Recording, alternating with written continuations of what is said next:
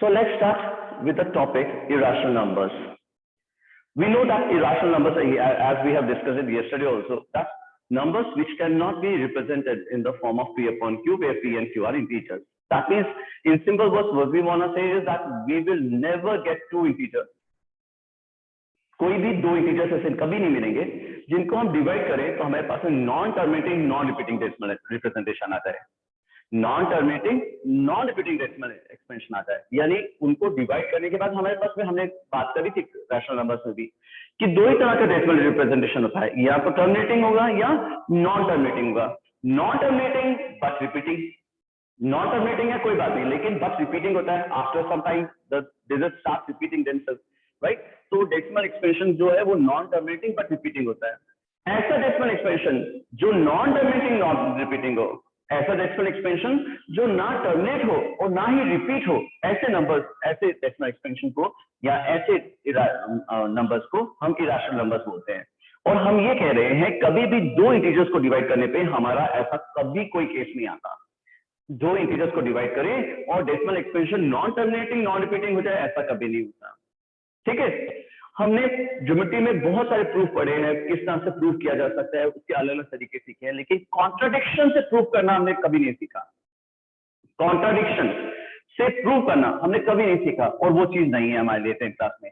इसलिए एक important topic है, ये एक 100% श्योर वाला टॉपिक है कि इसका एक क्वेश्चन, अगर ये चैप्टर आ रहा है, रियल नंबर्स आ रहा है, तो ये चैप्टर में से ये क्वेश्चन जरूर बनेगा कि how to prove irrationality, irrational कैसे प्रूव करते हैं एक नंबर को। ठीक है, चलो बात करते हैं। जैसे पहला एग्जांपल लेते हैं। The question says that show that और prove that √2 is an irrational number. Prove that √2 is an irrational number. That means it can never be represented in the form of P upon Q. You will never get two integers जिनको divide करें और √2 की value आ जाए। यानी कि हम कभी भी ऐसे इंटीजर्स को नहीं लिख सकते जिनको डिवाइड करें और √2 की वैल्यू आ जाए। ठीक है, चलिए, इट्स लाइक थ्योरम। आप अगर √2 की स्टोरी समझ जाएंगे तो √3 और √5 की स्टोरी को अपने आप कन्वर्ट कर लेंगे। एग्जाम में अगर √7 की स्टोरी को पूछ लेता है तो √7 की स्टोरी आप अपने आप लिख लेंगे, है ना? थोड़ा सा डिफिकल्ट है, इससे साथ साथ में समझने की कोशिश करेगा, साथ साथ चलेंगे। ठीक है, ऑन कॉन्ट्ररी उल्टा सोचते हैं, कॉन्ट्रडिक्शन से प्रूव करते हैं। तो मान लेते हैं हमें let √2 is a rational number, मान ही लेते हैं चलो एक रैशनल नंबर है, और रैशनल नंबर है तो हमें दो नंबर मिल जाएंगे, इंटीजर्स मिल जाएंगे जिनको डिवाइड करने पे √2 की वैल्यू आ जाएगी। ठीक है, which can be express if it is a rational number, then which can be express in the form of A upon B, where A and B are co-prime. अब ये क्या चीज है भाई? co-prime numbers हम भूले तो नहीं? जरा चेक करते हैं, अपनी नॉलेज को जरा एनहेंस करते हैं। Let's recapture our memory what we have studied in 4th and 5th standard. Co-prime, that means they are in their simplest form. What does it mean? थोड़ा सा और डाइसेक्शन करते हैं इस वर्ड का। ठीक है, हम ये कहना चाहते हैं कि मान लीजिए अपने पास में है 8 and 15. Suppose we are having 8 upon 15. Neither 8 is a prime number, nor 15 is a prime number. ना तो 8 प्राइम नंबर है, ना ही 15 प्राइम नंबर है। अपन जानते हैं कि दोनों प्राइम नंबर नहीं है, लेकिन ये दोनों को प्राइम है। And what is the definition of co-prime? The numbers which do not have any prime common factor, which do not have common factor, जिनका कोई भी common factor नहीं होता, वो co-prime होते हैं। जैसे सपोज अगर किसी ने अपने से कहा 6 upon 15, 6 and 15 का पेयर, चलिए चेक करते हैं। 6 and 15 क्या कोई प्राइम डिवीजन है, कोई मल्टीपल है जो कॉमन है, कोई प्राइम नंबर जो दोनों में कॉमन है? हाँ है, क्योंकि ये है 3 into 2 और ये है 3 into 5, ये दोनों डिवाइड हो जाएंगे तो अपने पास बचेगा क्या? 2 upon 5. Now 2 and 5 are co-prime. हम ये नहीं क्लेम करें कि ये दोनों प्राइम नंबर होने चाहिए, नहीं हो सकते हैं, नहीं भी हो सकते, एक प्राइम हो सकता है दूसरा प्राइम नहीं हो सकता, ऐसा भी हो सकता है, लेकिन को प्राइम वो होते हैं जिनके बीच में कोई भी कॉमन प्राइम फैक्टर नहीं होता, जिनका कोई भी कॉमन प्राइम फैक्टर नहीं होता। क्या को प्राइम की डेफिनेशन क्लियर है? सपोज अपने पास में somebody says that I am having 16 and 13. 16 and 13. Just think about it. 16 factors कौन कौन है, 30 कौन कौन से प्राइम फैक्टर्स हैं, तो उनमें कुछ कॉमन है 2 है ना। सो 2 8 are 16, 2 5 are sorry 15 are 30. Now 8 and 15 they are what? Co-prime, right? So why we are not using P and Q here? Got it? क्योंकि जनरली हम P और Q को इंटीजर्स कहते हैं, हम नहीं कहते कि वो दे आर को-प्राइम, लेकिन हम यहाँ पे एक क्लॉज लगा रहे हैं and this clause is very important that A and B are co-prime. हमने एज्यूम किया है कि A and B are in their simplest form and they are co-prime, right? So let us assume that root 3 is a rational number which can be expressed in the form of A upon B where A and B are co-prime. ये बहुत important है क्योंकि किसी चीज को हम बाद में कॉन्ट्रडिक्शन से प्रूव करेंगे या यू कह लीजिए कॉन्ट्रडिक्ट प्रूव करेंगे कि ये स्टेटमेंट करेक्ट नहीं थी, A and B can not be co-prime. कैसे? चलो आगे की बात करते हैं, ठीक है। So let us assume that root 2 is a rational number and it can be expressed in the form of A upon B. That means root 2 can be written as A upon B. A is an integer, B is also an integer, and they are co-prime. They are not having any common factor between them, not even a single one, right? Now इसके बाद की story समझते हैं। इसको थोड़ा बहुत इधर से ट्रांसपोज करें तो A will be equals to root 2B, सही है, सिंपल ट्रांसलेशन है। देखो इधर ले जाकर मल्टीप्लाई कर दिया, और अगर हम स्क्वायर कर दें दोनों तरफ तो ऑन स्क्वायरिंग बोथ साइड्स, दोनों साइड में स्क्वायर कर देते हैं, what we will get? Imagine कीजिए आपने इसको स्क्वायर कर दिया और दोनों साइड्स को, तो क्या मिलेगा अपने को? This will be A square and this will be 2 into B square, है ना। A square equals to root 2 का स्क्वायर 2 होता है और B का square B, so A square is equals to 2B square. Now what does this statement mean? इस statement का interpretation करते हैं, ये क्या स्टेटमेंट है? इस स्टेटमेंट का मतलब ये हुआ that A square is divisible by 2. A square is divisible by 2 or 2 is a factor of A square. It's one and the same thing, ध्यान रखिएगा। A square is divisible by 2, ठीक है, और 2 is a factor of A square, ठीक है ना। कैसे? चलो इसकी बात करते हैं, थोड़ा सा इसको और समझते हैं। हम किसी भी नंबर को, जैसे मान लीजिए अपने पास 14 है, तो 3 into सब इंटीजर लिख सकते हैं क्या? बिल्कुल नहीं लिख सकते, क्योंकि 3 से तो डिविजिबल ही नहीं होता 14, है ना। चलो कोई बात नहीं, हम 5 into समथिंग लिख सकते हैं क्या? समथिंग इज इंटीजर, 5 into सब इंटीजर विल गिव यू 14। तो हम सबसे पहले उस बंदे को कहेंगे, जो भी हमें कहेगा ठीक है क्या, are you okay? 15 into something, some integer will give you 14, बिल्कुल नहीं हो सकता, क्योंकि 5 is not a factor of 14। क्या हम इसको 7 into some integer लिख सकते हैं? तो हमारा आंसर होगा यस, बिल्कुल लिख सकते हैं, क्योंकि 7 2 और 14 होता है। क्या हम 2 into something some integer लिख सकते हैं? बिल्कुल लिख सकते हैं, क्योंकि 2 इसका इंटीजर है, इसका एक फैक्टर है, सॉरी, है ना। इसी तरह से यहाँ पे समझिएगा, इस स्टेटमेंट को दोबारा से समझते हैं। ये कहता है A square is equals to 2B square.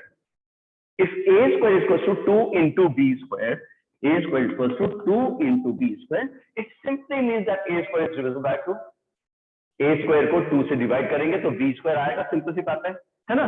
तो हम यहाँ पे ये कंक्लूजन निकाल सकते हैं ना, that 2 is a factor of A square. Yes or no? भाई सिंपल सी बात है।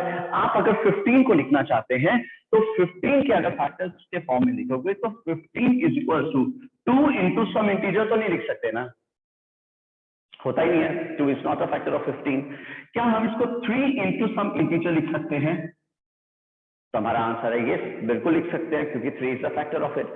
सो इसी तरह से यहाँ पे जब हम A square is equal to 2 into B square लिख रहे हैं, तो इस 2 से का मतलब क्या है यहाँ पे? That 2 is a factor of A square. 2 is a factor of A square, or A square is divisible by 2. And we know that when a number is a square of any number is divisible by 2, it simply implies that a is also divisible by 2. Up to this story, I would like to take a pause. यहाँ पे एक pause देना चाहूंगा. यहाँ तक की story, ये half of the story है इसकी, और यहाँ तक एक pause देते हैं और clear करते हैं कि हमें कोई चीज अगर clear नहीं हुई है तो, ठीक है? When we have proved that 2 is a factor of a, तो अब आगे और इसको इस मतलब लॉजिस्टिकली इस चीज को अब थोड़ा सा और क्लियर करते हैं. अगर 2 is a factor of a है तो अगेन एक बार फिर से एज्यूम करते हैं, let us assume that a is equals to 2c. What is c? Any integer.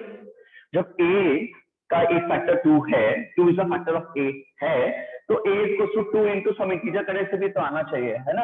So what is c here? Where c is any integer. अब बात समझिएगा अपन क्या करना चाह रहे हैं. हम ये कहना चाह रहे हैं कि यहां तक हमने प्रूव कर दिया था, आधे रास्ते तक, आधे स्टोरी में ये प्रूव किया था कि 2 is a factor of a. अब हम ये कह रहे हैं कि अगर 2 a का फैक्टर है तो a is equals to 2 into some integer भी तो होना चाहिए, where c is any integer or some integer, whatever you want to write. ठीक है? अब अगर ये भी स्टेटमेंट ट्रू है तो फिर तो स्क्वायर करेंगे इसे, तो ये हो जाएगा a square is equal to 4c square. Isn't it? If a is equal to 2c, then a square should be equal to 4c square. What is a square? जरा चेक करें, a square तो 2b square था. ये देखो a square equals to 2b square. तो फिर तो हम यहाँ पे 2b square is equals to 4c square भी लिख सकते हैं, बिकॉज a स्क्वायर जो है वो 2b स्क्वायर के इक्वल था.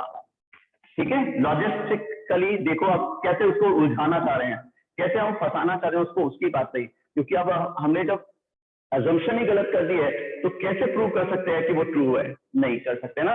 तो अब हमें ये प्रूव करना है कि हमने जो अज्यूम किया था, यानी हमने जो अजम्पशन की वही रॉन्ग है. चलो यहाँ पे आते हैं, इसको थोड़ा सा सिंप्लीफाई करेंगे तो हो जाएगा b square is equals to 2c square. Check कीजिए, b square is equals to 2c square. Then what does it mean? b square is equals to 2c square. फिर वापस वही बात हो गई कि b स्क्वायर को हम कैसे लिख रहे हैं? 2 into c स्क्वायर लिख रहे हैं. तो what is 2? Of course it is a factor of b square. तभी तो 2 into something लिख पा रहे हैं, वरना कैसे लिख सकते थे, है ना? So b square is equals to 2c square implies that b square is divisible by 2.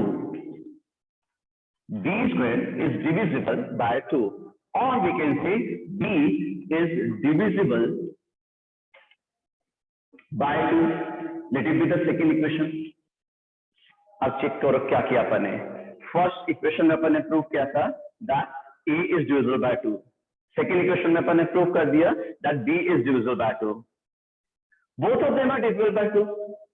a and b both are divisible by 2. Assume क्या किया था? a and b are co-prime. हमने एज्यूम किया था a and b are co-prime, they are in their simplest form. But now what we have proved that 2 is a factor of a and 2 is a factor of b also. That means they are not co-prime. हो गया contradiction. जो assume किया था उसका contradiction, उसका उल्टा statement prove हो रहा है, उसका गलत स्टेटमेंट उसको हमने प्रूव कर दिया कि वो गलत था.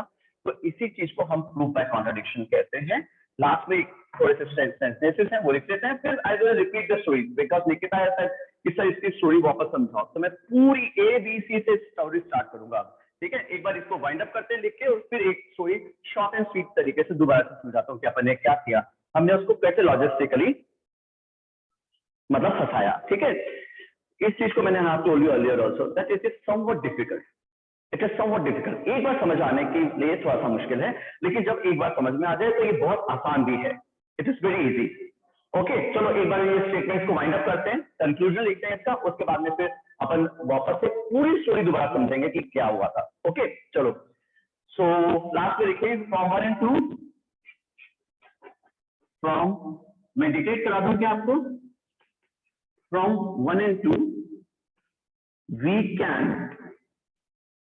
observe that A and B are not co-prime, as they are having at least one common factor, that is 2. They are having at least one common factor, that is 2. कम से कम एक कॉमन फैक्टर तो ये common coprime तो है नहीं, है ना? This